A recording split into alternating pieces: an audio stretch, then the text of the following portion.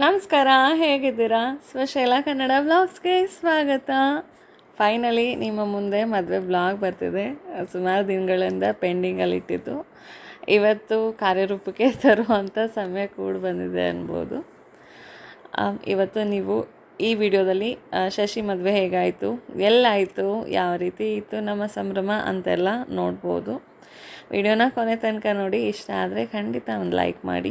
ಇನ್ನೂ ಹೆಚ್ಚು ಇಷ್ಟ ಆದರೆ ಸಬ್ಸ್ಕ್ರೈಬ್ ಮಾಡಿಕೊಂಡು ನಿಮ್ಮ ಫ್ರೆಂಡ್ಸ್ ಆ್ಯಂಡ್ ಫ್ಯಾಮಿಲಿ ಜೊತೆ ಶೇರ್ ಮಾಡ್ಕೊಳ್ಳೋದ್ರ ಮೂಲಕ ನನಗೆ ಸಪೋರ್ಟ್ ಮಾಡಿ. ಏನೇ ಹೇಳೋದು ಅಥವಾ ಕೇಳೋದು ಇದ್ದರೂ ಕಮೆಂಟ್ ಮೂಲಕ ತಿಳಿಸಿ ಅಂತ ಹೇಳ್ತಾ ವ್ಲಾಗ್ನ ಶುರು ಮಾಡ್ತಿದ್ದೀನಿ. ಬನ್ನಿ, ಶಶಿ ಮದುವೆ ಹೇಗೆಲ್ಲ ಆಯಿತು, ನಾವು ಹೇಗೆಲ್ಲ ಇದ್ವಿ, ಹೇಗೆಲ್ಲ ಮಾಡಿದ್ವಿ ಅಂತ ನೋಡೋಣ. ನಿನ್ನೆ ಪ್ರಯಾಣದ ಆಯಾಸ ಜೊತೆಗೆ ಮಲಗೋದು ಕೂಡ ಲೇಟ್ ಆಗಿದ್ರು ಬೆಳಗ್ಗೆ ಬೇಗ ಎದ್ದು ಎಲ್ಲರೂ ರೆಡಿಯಾಗಿ ಚೌಟ್ರಿ ಕಡೆ ಹೊರಟು ಬಂದ್ವಿ. ಮದುವೆ ಆಗೋ ದಿನದಲ್ಲಿ ದೇವರ ಹೆಸರಲ್ಲಿ, ಮನೆ ದೇವರ ಹೆಸರಲ್ಲಿ ಗಂಗೆ ಪೂಜೆ ಮಾಡಿ ಅದನ್ನು ದೇವ್ರ ನೀರಾಗಿ ತಗೊಂಡೋಗಿ ಚೌಟ್ರಿಲಿ ಪ್ರತಿಷ್ಠಾಪನೆ ಮಾಡೋದ್ರ ಮೂಲಕ ಮದುವೆ ಕೆಲಸಗಳನ್ನ ಶುರು ಮಾಡ್ತೀವಿ. ಎಲ್ಲ ಕಡೆನೂ ಇದೇ ರೀತಿ ಇರುತ್ತೆ ಸಾಮಾನ್ಯವಾಗಿ. ನಾವು ಅನುಸರಿಸೋ ಶಾಸ್ತ್ರಗಳಲ್ಲಿರೋ ಉದ್ದೇಶಗಳು ಒಂದೇ ಆಗಿದ್ರೂ ಕೂಡ ಒಬ್ಬರಿಂದ ಒಬ್ಬರಿಗೆ ಅದನ್ನು ಆಚರಿಸೋ ರೀತಿ ನೀತಿ ಬದಲಾಗಿರುತ್ತೆ ಅಷ್ಟೇ. ಆದರೆ ಉದ್ದೇಶ ಅದೇ ಇರುತ್ತೆ, ಬೇರೆ ರೂಪದಲ್ಲಿರುತ್ತೆ ಅಷ್ಟೇ. ಗಂಗೆನ ತಂದು ಹೊಂಬಾಳೆ ಇಟ್ಟು ಅರಿಶಿನ ಕುಂಕುಮ ಇಟ್ಟು ಎರಡೂ ಮನೆ ಕಡೆಯಿಂದ ಪೂಜೆ ಸಲ್ಲಿಸಿ ನಂತರ ಇಲ್ಲಿ ಮಡಿವಾಳರ ಕೈಯಿಂದ ಪಂಜಿನಾರ್ತೆ ಮಾಡಿಸಿ ನಂತರ ದೇವ್ರ ನೀರನ್ನ ತೊಗೊಂಡು ಹೋಗುವಂಥದ್ದು. ಸಾಮಾನ್ಯ ಸೋದರತ್ತೆ, ಸೋದ್ರ ಮಾವ, ಒಡಹುಟ್ಟೋರು, ಅತ್ತಿಗೆ ಈ ರೀತಿ ಸಂಬಂಧದಲ್ಲಿ ದೇವ್ರ ನೀರನ್ನ ಹೊರಬೋದು. ಇಲ್ಲಿ ಗಂಡಿನ ಮನೆ ಕಡೆಯಿಂದ ಗಂಡಿನ ಸೋದ್ರ ಮಾವ, ನಮ್ಮ ಮನೆಯವರು, ಹಾಗೆ ನಾನು ಮತ್ತು ಗಂಡಿನ ಅಕ್ಕ ಆಗಿ ಶ್ರುತಿ, ಇಷ್ಟು ಜನ ದೇವ್ರ ನೀರನ್ನ ತೊಗೊಂಡು ಹೋಗೋದಕ್ಕೆ ರೆಡಿಯಾಗಿದ್ದೀವಿ. ಪೂಜೆ ಎಲ್ಲ ಸಲ್ಲಿಸಿ ಮಡಿ ಬಟ್ಟೆ ಮೇಲೆ ಕಲಶದ ಜೊತೆಗೆ ಮನೆ ದೇವ್ರ ರೂಪದಲ್ಲಿರೋ ಗಂಗೆನ ಕರ್ಕೊಂಡು ಚೌಟ್ರಿ ಕಡೆ ಹೊರಟಿದ್ದೀವಿ.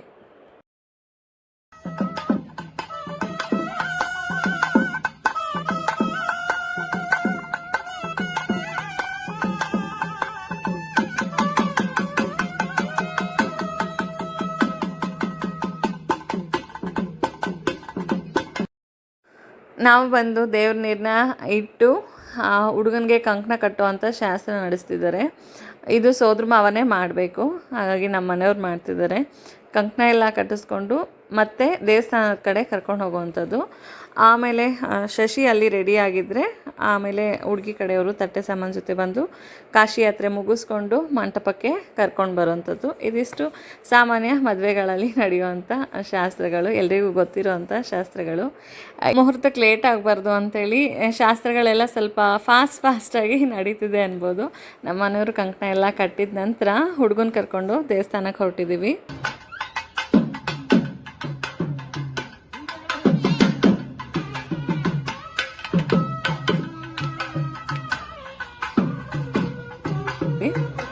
ಅಲ್ಲಿ ಶಶಿ ರೆಡಿಯಾಗಿ, ಅಂದರೆ ಕಚ್ಚೆ ಪಂಚೆ ಎಲ್ಲ ಹಾಕೋಬೇಕಲ್ಲ, ಅದೆಲ್ಲ ರೆಡಿಯಾಗಿ ಮಾಡೋ ಅಷ್ಟರಲ್ಲಿ ಇನ್ನೂ ಸ್ವಲ್ಪ ಶಾಸ್ತ್ರಗಳನ್ನ ಮುಗಿಸ್ಕೊಂಡು ಆಮೇಲೆ ಹುಡುಗಿ ಮನೆ ಕಡೆಯವರು ಮಂಟಪಕ್ಕೆ ಕರ್ಕೊಂಡು ಹೋಗ್ತಾರೆ. ಶಶಿನ ಚೌಟ್ರಿನಲ್ಲಿ ಬಿಟ್ಟು ಶಶಿನ ದೇವಸ್ಥಾನಕ್ಕೆ ಬಿಟ್ಟು ಮತ್ತೆ ನಾವು ಚೌಟ್ರಿಗೆ ಬಂದಿದ್ದೀವಿ. ಇಲ್ಲಿ ಭತ್ತ ಕುಟ್ಟುವಂಥ ಶಾಸ್ತ್ರ, ಇನ್ನೊಂದು ಸ್ವಲ್ಪ ಅದು ಇದು ಕೆಲಸಗಳು ಪೆಂಡಿಂಗ್ ಇತ್ತು. ಅಷ್ಟರಲ್ಲಿ ಹುಡುಗಿ ಮನೆಯವರು ಕೂಡ ರೆಡಿ ಆಗಿರ್ತಾರೆ ಹುಡುಗನ ಕರ್ಕೊಂಡು ಬರೋದಕ್ಕೆ ಅಂತೇಳಿ ಈ ಶಾಸ್ತ್ರ ಮುಗಿಸ್ಬಿಡೋಣ ಅಂತ. ಇದೊಂಥರ ಚೆನ್ನಾಗಿರುತ್ತೆ, ನನಗೆ ತುಂಬ ಇಷ್ಟ ಈ ಶಾಸ್ತ್ರ ಮಾಡೋದಕ್ಕೆ. ಒನಕೆಯಿಂದ ಭತ್ತನ ಕುಟ್ಟುವಂಥದ್ದು. ಅಲ್ಲಿ ಯಾರೋ ಹೇಳ್ತಿದ್ರು ಜೋರಾಗಿ ಕುಟ್ಟಿ ಭತ್ತ ಅಕ್ಕಿ ಆಗಬೇಕು ಆ ರೀತಿ ಅಂತ. ಬಹುಶಃ ಹಿಂದಿನ ಕಾಲದಲ್ಲಿ ಅಕ್ಕಿ ಆಗೋ ರೀತಿಯೇ ಕುಟ್ತಿದ್ರು ಅನಿಸುತ್ತೆ. ಇವಾಗೆಲ್ಲ ನೆಪಕ್ಕಷ್ಟೇ ಈ ಶಾಸ್ತ್ರ ಮಾಡೋದು. ಶಾಸ್ತ್ರ ಇದೆಯಲ್ಲ ಅಂತ ಒಂದೆರಡು ಏಟು ಹಾಕಿ ಬಿಡೋ ಅಂಥದ್ದಷ್ಟೇ ಈ ಶಾಸ್ತ್ರ. ಒನಕೆ ಒಂದೊಂದು ಟಚ್ ಆಗಬಾರ್ದು. ಹಾಗೆ ಶಾಸ್ತ್ರ ಮುಗಿದ್ಮೇಲೆ 3 ಜನನೂ ಒಂದೊಂದು ದಾರಿಗೆ, ಅಂದರೆ ಒಂದೊಂದು ದಿಕ್ಕಿಗೆ ಹೋಗಿ ಒನಕೆ ಇಟ್ಟು ಬರಬೇಕು. ಈ ರೀತಿ ಚೆನ್ನಾಗಿದೆ, ಚೆನ್ನಾಗಿ ಅನಿಸುತ್ತೆ ಇದು. ಗಡಿ ಬಿಡಿ ಇಲ್ಲ ಅಂದರೆ ಜೋಕ್ಸ್ ಮಾಡ್ಕೊಂಡೆಲ್ಲ ಮಾಡ್ಬೋದು. ಸ್ವಲ್ಪ ಆ ಥರ ಇದ್ದರೆ ಯಾವ ತಮಾಷೆಗೂ ಅವಕಾಶ ಇರಲ್ಲ. ಬೇಗ ಮುಹೂರ್ತ ಟೈಮು ಅಂತ ಹೇಳಿ ಬೇಗ ಮುಗಿಸ್ಬಿಡ್ತೀವಿ. ಒಂದರಿಂದ ಒಂದು ಶಾಸ್ತ್ರಗಳು, ಓಡಾಟಗಳು ತುಂಬ ಜೋರಾಗೇ ಇತ್ತು. ಹೇಗೆ ರೆಡಿಯಾಗಿದೆ ಅಂತಲೂ ತೋರಿಸೋದಕ್ಕಾಗಲಿಲ್ಲ. ನಮ್ಮ ಅಣ್ಣನ ಮದುವೆ ಮುಹೂರ್ತಕ್ಕೆ ಅಂತ ತೊಗೊಂಡಿದ್ದು ಸೀರೆನೇ ಹಾಕ್ಕೊಂಡಿದ್ದೀನಿ. ನನ್ನ ಮಗಳಿಗೋಸ್ಕರ ಈ ಸೀರೆ ಹಾಕ್ಕೊಂಡಿದ್ದು. ಯಾಕಂದರೆ ಅವಳು ಇದೇ ಕಲರಿನ ಡ್ರೆಸ್ ಸ್ಟಿಚ್ ಮಾಡಿಸಿದ್ದೆ ಅವಳಿಗೆ. ಅಮ್ಮ ಮಗಳು ಒಂದೇ ರೀತಿ ಡ್ರೆಸ್ ಹಾಕ್ಕೊಳ್ಳೋಣ ಅಂತೇಳಿ ಪ್ಲ್ಯಾನ್ ಮಾಡಿ ಸ್ಟಿಚ್ ಮಾಡಿಸಿದಂಥದ್ದು. ಅವಳಿಗೋಸ್ಕರ ಇದೇ ಸೀರೆ ಹಾಕ್ಕೊಂಡಿದ್ದೀನಿ. ಹೇಗೆ ಕಾಣ್ತಿದ್ದೀವಿ ನಾವು ನಮ್ಮ ಮನೆಯವರು ಎಲ್ಲರೂ ಕಮೆಂಟ್ ಮಾಡಿ ತಿಳಿಸಿ. ಅಂದರೆ ಚೌಟ್ರಿನಲ್ಲಿ ಶಾಸ್ತ್ರ ಎಲ್ಲ ಮುಗಿಸ್ಕೊಂಡು ತಟ್ಟೆ ಸಾಮಾನು ಜೊತೆ ಮತ್ತೆ ದೇವಸ್ಥಾನಕ್ಕೆ ಬಂದ್ವಿ. ಇಲ್ಲಿ ಬಂದು ಹುಡುಗನಿಗೆ ಸ್ವಲ್ಪ ರೆಡಿ ಮಾಡಿ ಪೇಟ ಹಾಕಿ ಬಾಸಿಂಗ ಎಲ್ಲ ಕಟ್ಟಿ ಕಾಶಿ ಯಾತ್ರೆ ಪಾದಪೂಜೆ ನಡೀತಿದೆ. ಹುಡುಗ ಕಾಶಿಗೆ ಹೋಗ್ತೀನಿ ಅನ್ಬೇಕಾದ್ರೆ ಹುಡುಗಿ ಬಳಗದವ್ರು ಬಂದು ಇಲ್ಲ ಹೋಗಬೇಡಪ್ಪ, ನಾವು ಮದುವೆ ಮಾಡಿಕೊಡ್ತೀವಿ ನಮ್ಮ ಹುಡುಗಿನ, ಬಂದು ಕಾಶಿಗೆ ಹೋಗಿ ಸನ್ಯಾಸಿ ಆಗಬೇಡ ಸಂಸಾರಿ ಆಗು ಅಂತೇಳಿ ಪಾದ ತೊಳೆದು ಪೂಜೆ ಮಾಡಿ ಮದುವೆ ಮಂಟಪಕ್ಕೆ ಕರ್ಕೊಂಡು ಬರೋ ಅಂಥ ಪ್ರೊಸೀಜರು ಅದು ನಡೀತಿರೋ ಅಂಥದ್ದು.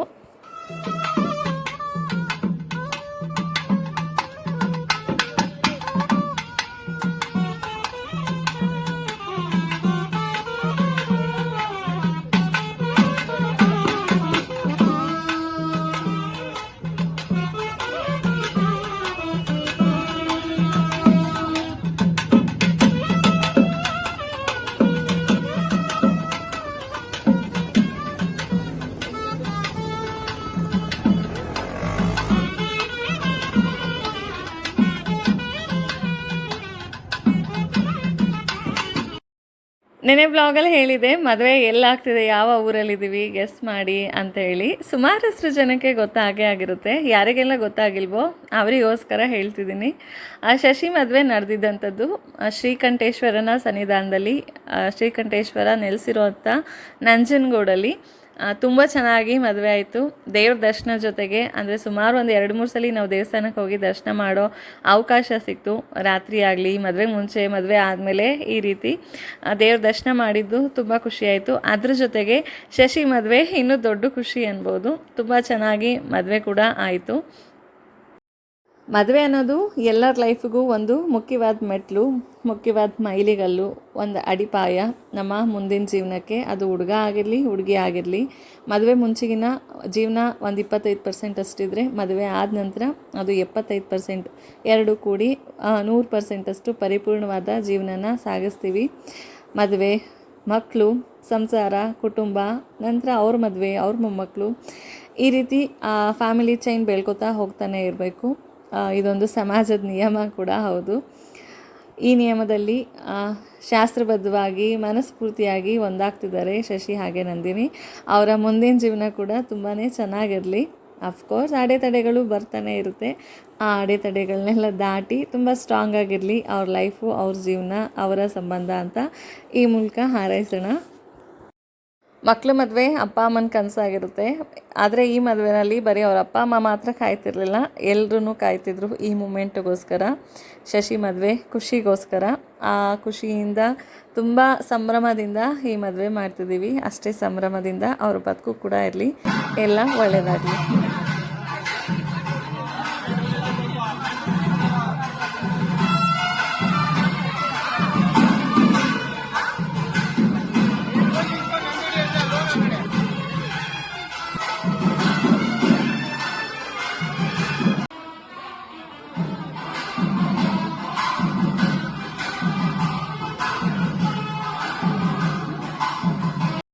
ಅಂತರ್ಪಟ ಆಚೆ ಈಚೆ ನಿಂತ್ಕೊಂಡು ಜೀರಿಗೆ ಬೆಲ್ಲ ಹಾಕಿ ಸಂಬಂಧ ಮಾಲೆ ಬದಲಾಯಿಸ್ಕೊಂಡು ಹೂವಿನ ಹಾರ ಬದಲಾಯಿಸ್ಕೊಂಡು ಹೆತ್ತವ್ರ ಹತ್ರ ಹಿರಿಯರ ಹತ್ರ ಕನ್ಯಾದಾನ ಮಾಡಿಸ್ಕೊಂಡು ಕನ್ಯಾದಾನ ತಗೊಂಡು ಕೊನೆ ಘಟ್ಟಕ್ಕೆ ಬಂದಿದ್ದೀವಿ. ತಾಳಿ ಕಟ್ಟುವಂಥ ಘಟ್ಟಕ್ಕೆ ತಾಳಿ ಪೂಜೆ ನಡೀತಿದೆ. ಆದರೆ ನಮ್ಮ ಶಶಿಗೆ ತಾಳಿ ಕಟ್ಟೋದಕ್ಕೂ ಮುಂಚೆ ಎಲ್ಲರ ಒಪ್ಪಿಗೆ ಬೇಕಂತೆ. ನಮ್ಮ ಒಪ್ಪಿಗೆ ಯಾವ ರೀತಿ ಇತ್ತು ಗೊತ್ತಾ?